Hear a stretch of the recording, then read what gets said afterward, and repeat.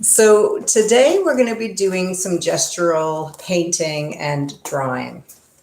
And what I mean by that is just some loose, quick paintings and studies. We're not making like complete paintings today. We're just going to be doing some studies. So you can work on paper or, something kind of lo-fi. Canvas board is fine. You don't need any big stretched canvases today. So this is an example of a gesture drawing where just with the charcoal, the artist is just capturing a gesture, a motion. And there's strokes are also very gestural. There's a lot of activity in there. So with just a few drawn strokes of charcoal, we see this beautiful gesture. We see the weight of this position, this person. So we're trying to capture motion, and we're also trying to capture gravity today. You don't have to get all the detail for these studies. Imagine that there's like these people that you're drawing are standing in front of you and they're posing for 30 seconds, and that's the only time that you have. And you just want to try to get the weight of them or the motion of them. And you maybe do a couple of these. So I tend to break up my figures into these circles.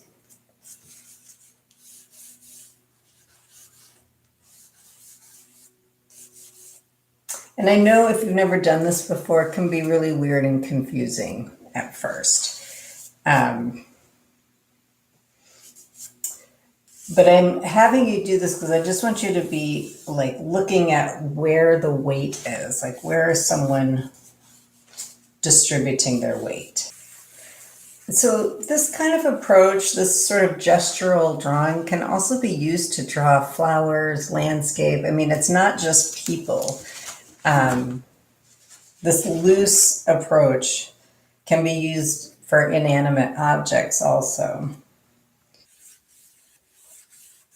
So you might try to do one now that's a little more, like take a little more time with, doesn't have to be so quick, and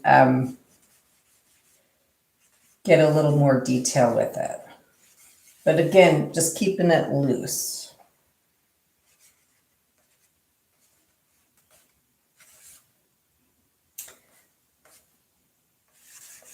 And if it turns out a little bit funky, just laugh at it. It takes a few, I find it takes a few times of doing something to really start to understand it. It's hard to paint or draw certain subject matter like the first time and get it. It can take a while.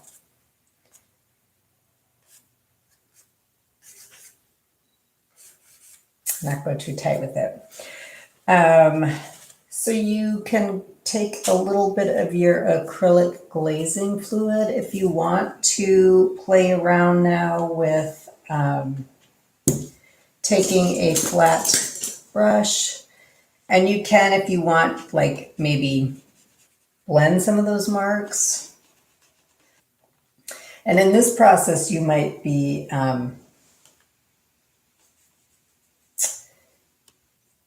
tightening up some of your marks also.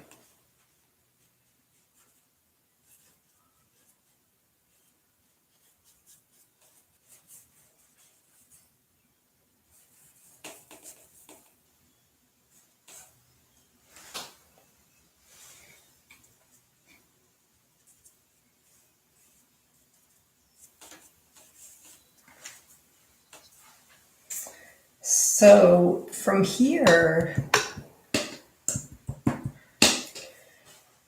you can also try doing a gestural drawing with a marker, especially with one of these these markers with this kind of a tip where you can get like thick and thin lines. You can try to do Let's see. Let's come back to this lady.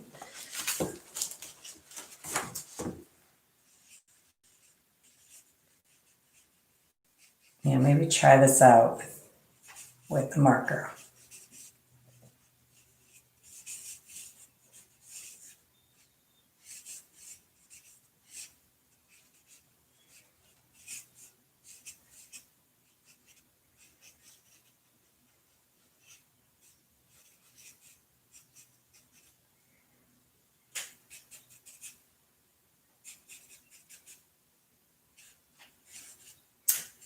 And you could take different colors if you want to, and build on top of your marks. So I might take like some brown.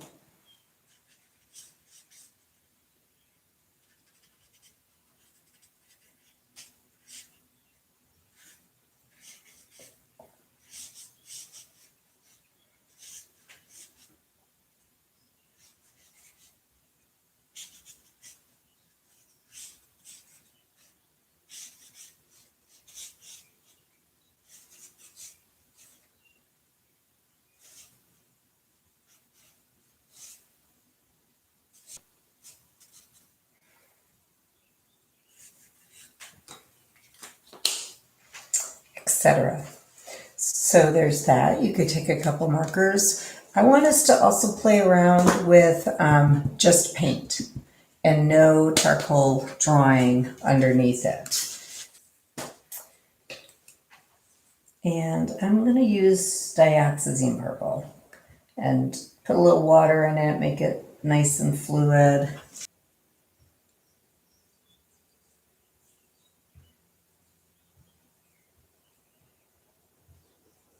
Gestures and trying to get just the essential gesture or form with just the brush. And if it turns out like some abstract piece, cool. There's nothing wrong with that.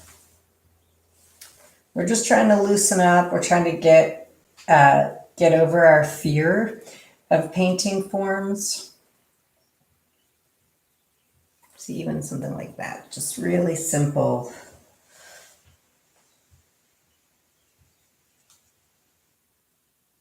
And like I said, exaggerate it if you have to. And you know, if I came in here and did the landscape behind them, even that could be a very loose and gestural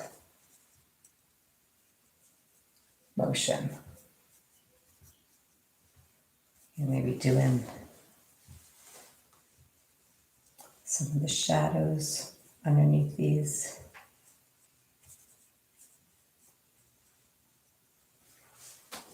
So just something really loose like that is fine to try doing with just the brush. Going through paper. This is like the back side of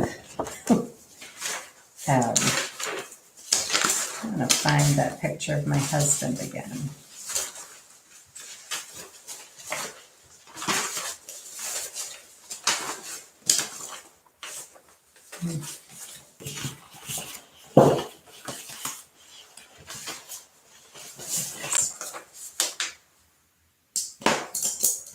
I'm going to use a flat brush now and try the same thing.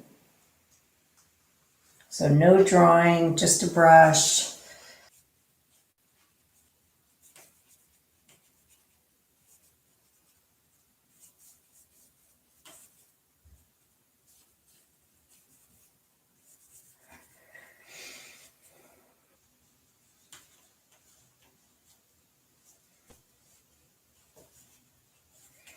Looks funny. He looks like he's squatting in a weird way.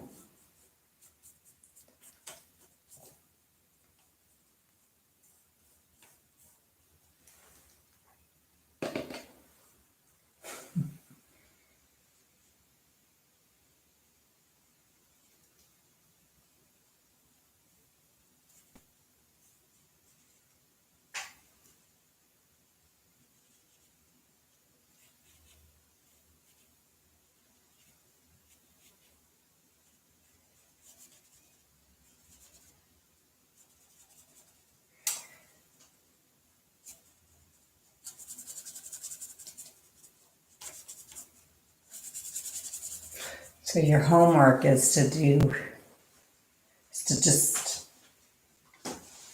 do 50 of these different studies with your brush. And don't worry about, like this one, it's not, the angle isn't right. Don't worry about it. I'd rather see some of this like interesting way of using paint, or just like a handle on the paint, being a little bit fluid and loose with the paint.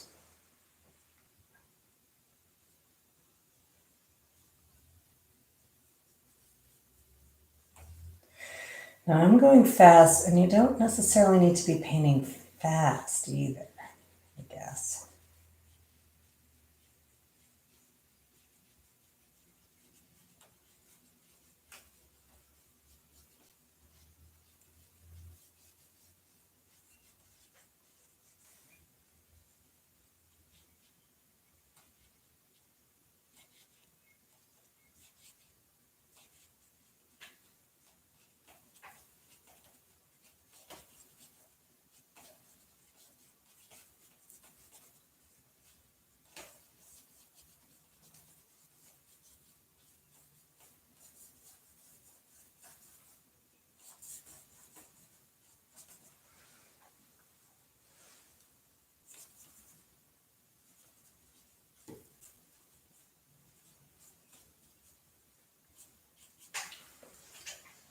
So from here, I might do some more, just some thinner glazes.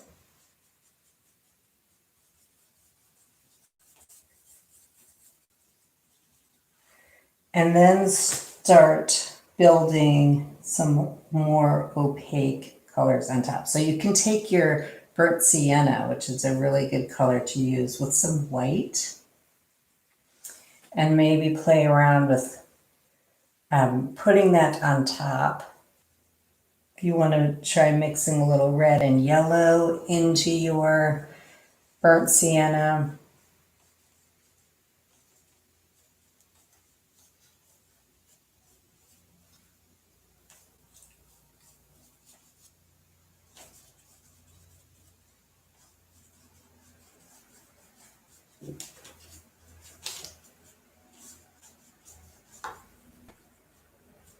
Okay. So this shows you how you can just start layering the colors on top and creating more form with these gestural drawings. So I'm going to take some alizarin crimson. I'm going to work with a kind of a slightly darker value to start with. I'm going to use purple, Daxing purple, burnt umber, some blue and red. Just mix up a dark value for myself and start to place in where I'm seeing some shadows or darker areas with her. I'm going to be building up to my final study.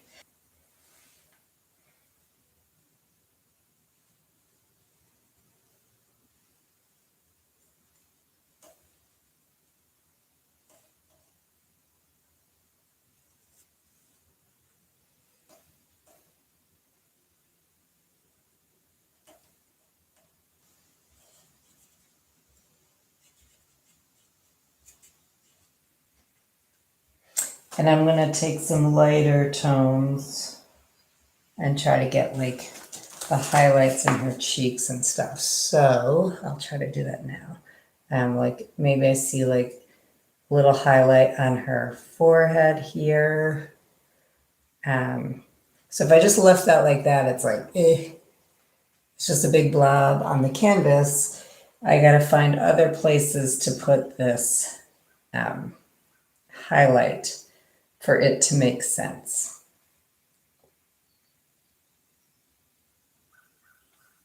And I'm going to try to get like the line of her mouth.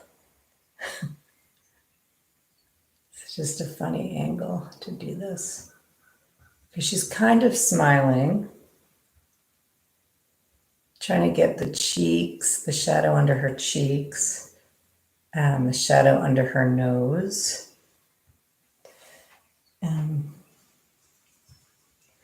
Maybe the shadow here on the side of her eye. If you can get just those essential shadows, you're like almost there. So shadows in the eyes, under the nose, the mouth, the cheeks. That's all I'm gonna do for this. And then I'm gonna take a lighter color for her hair now, some white, burnt sienna, and yellow, I think. And I'm gonna come over this.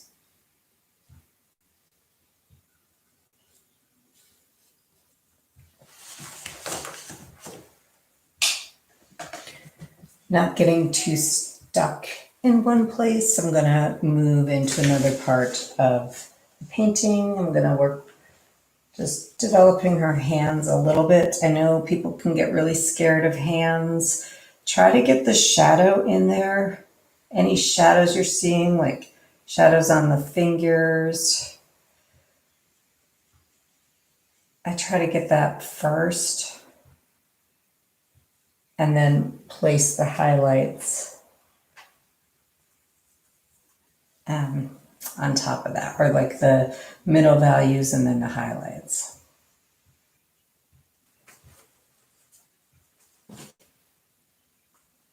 But yeah, I really like these small flat brushes for details, even a little smaller than this. I prefer these to the like really teeny tiny round brushes for details because I'm able to push the paint a little bit better. People tend to make hands too small also. Think about how big they are in relation to your face. Got to get that tongue in there, this dog. So in order for the tongue on the dog to not look like a piece of, I don't know, ham just hanging on his face, you want to make sure you get all of your little, like really look for shadows, things that are going to help with that. But yeah, try to keep your brush strokes loose still. And, maybe spend 30 minutes at the most on your drawing. I mean, if you're getting into it and you're loving it and you just want to keep developing it, I mean, you can always just keep going back into it with a small brush, with dark paint, with light paint, and just keep developing all the different details that you see. But for the sake of just this lesson, just keep it loose. My last touch I want to do on this is I just want to put a little more, I don't know, I want to go in her eyes just a little bit more and go a little darker in there.